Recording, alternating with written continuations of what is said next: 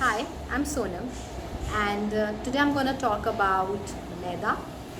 Since in this lockdown, so many of us are doing baking and are showing our skills on Instagram and Facebook about all the bakery products, well, it's time we pause. I've always spoken about it how I am not very pro of maida, sugar, and salt.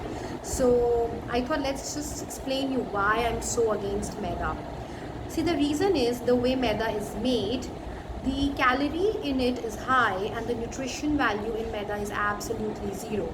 So what happens is when you are eating that processed maida, because of zero nutrition and high on calorie, you will end up gaining a lot of weight. And another reason what happens is because maida is used in all the products like bread, pizzas, bakery.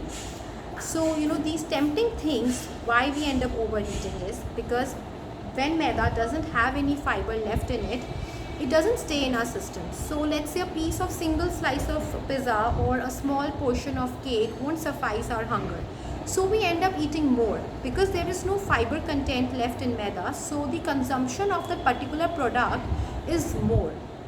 And the worst what happens is when you combine maida with sugar and salt, let's say when you've combined maida with sugar in terms of bakery and maida with salt in terms of pizzas and breads, the consumption of this particular combination goes high, resulting in a lot of problems in your digestive system. Another problem with maida is, and that's the reason again I'm so against maida, is people who are facing problems of constipation, digestion, PCOD, there these problems will get triggered with the minimum amount of consumption of maida. So if you'll see, the moment you'll have small bite of certain cake or some slice of pizza, next day you will feel absolutely bloated, you will feel uncomfortable, or if you are a case of PCOD patient, your periods will get fluctuated. Now what do we do?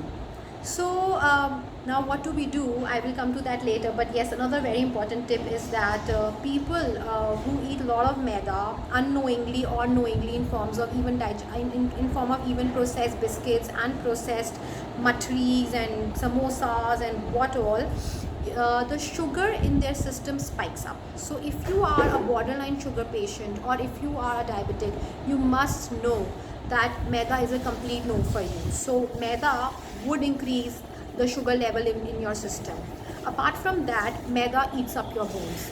So if you are one side taking CalMACD or if you are taking supplements of calcium and magnesium, and on the other side you are taking products of maida, I'm sorry, then you're just wasting all the multivitamins that you are taking. So it's a complete no for people who have arthritis. So maida is no for everyone, whether you're trying to lose weight, whether you're trying to work upon a good digestive system, whether you're trying to rectify any medical disorder in your body. Maida is a no. So what do? We stop eating cakes and biscuits and pizzas? Well, no. I think we are lucky enough that हम ऐसी era में रहते हैं. We are in the current generation. We are the current generation who are blessed to get replacements for maida. So what do? We replace maida with the good millets, the fibrous atta. That is, you can use ragi, you can use oats, you can use millets, there is quinoa. There are so many alternatives for maida.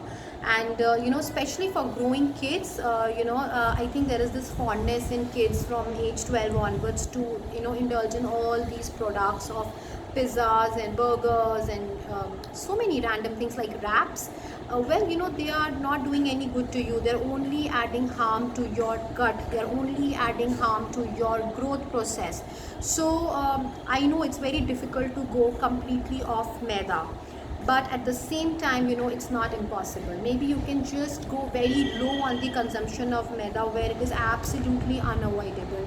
And I think one of the worst combination, I know a lot of people are gonna not like this, what I'm gonna say, is makhni dal and butter garlic naan and paneer or butter chicken. I think the entire combination sounds so tempting, but it is so heavy for your system to break it and to probably digest it. So if you're planning a heavy meal which has maida, please make sure that you increase your water content so it gets digested. Please make sure you exercise so that you burn it out, and please make sure to clean your system next day by any kind of detox. Don't starve the next day. You're gonna worsen your system. So by detox, I will be telling you in my future videos, detox doesn't mean starvation. So to sum this video up, go off maida as far as possible for everyone, be it a child to an old age. There are replacements available for maida. I am not saying that you stop eating all these fancy foods, that you stop eating your samosas and pizzas and burgers and cakes, but there is an alternative, and if required you want to indulge it, go very low on it, and do the necessary cover-ups which I've told you, that is drink a lot of water, exercise, and do a detox the next day. Thank you for watching it. Eat Smart Food with me.